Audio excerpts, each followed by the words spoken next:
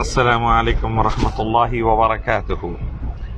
میں ابھی محمود مدنی کا بیان پڑھ رہا تھا جس میں وہ کہہ رہے تھے کہ شیواجی مہاراج اورنگزیب رحمۃ اللہ علیہ سے زیادہ بہتر بادشاہ تھے۔ میں 10 آؤٹ آف 10 10 میں سے 10 شیواجی مہاراج کو دوں گا، وہ کہہ رہے تھے، اور میں جو 10 آؤٹ آف 8 10 میں سے 8 اورنگزیب رحمۃ اللہ علیہ کو دوں گا، وہ بول رہے تھے۔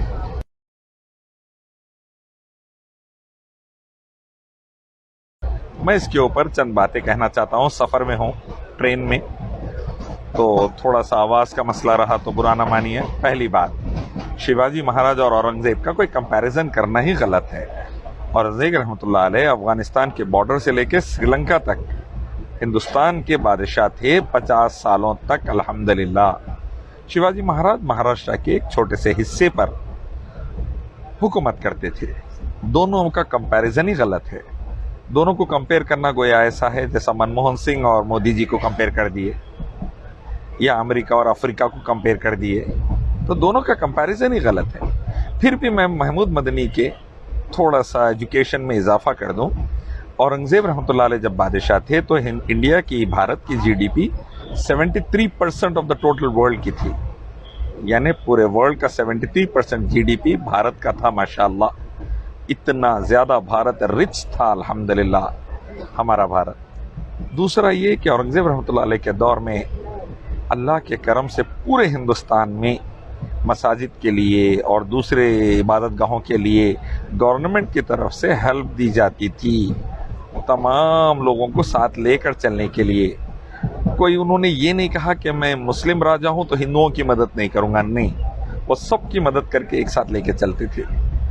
تیسرا میں یہ کہنا چاہتا ہوں کہ اورنگزیب رحمۃ اللہ علیہ کے دور میں، آج بھی آپ آرکیولوجیکل سروے آف انڈیا کی رپورٹ پڑھ لیجئے، کئی غیر مسلم بڑے بڑے لیڈروں کو، بادشاہوں کو اور مذہبی گھرانوں کو فنڈز دیے جاتے تھے پینشن کے طور پر۔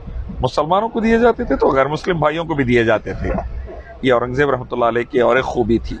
اورنگزیب رحمۃ اللہ علیہ کے دور میں ہندوستان کو سونے کی چڑیا کہا جاتا تھا، اسی لیے تو برٹشرز اور دوسری قوموں کی رال ٹپکتی تھی یہاں آ کر حملہ کر کے لینے کے لیے۔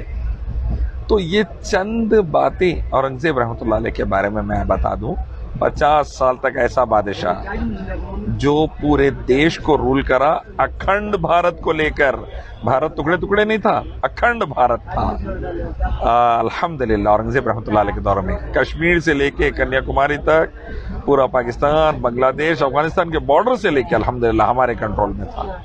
تو وہ بھارت کے وہ بادشاہ تھے، ان کا شیواجی مہاراج سے کمپیریزن ہی غلط ہے، اور یہ چیز میں سمجھتا ہوں کہ مناسب نہیں ہے کمپیئر کرنا، اسپیشلی آج کے دور میں۔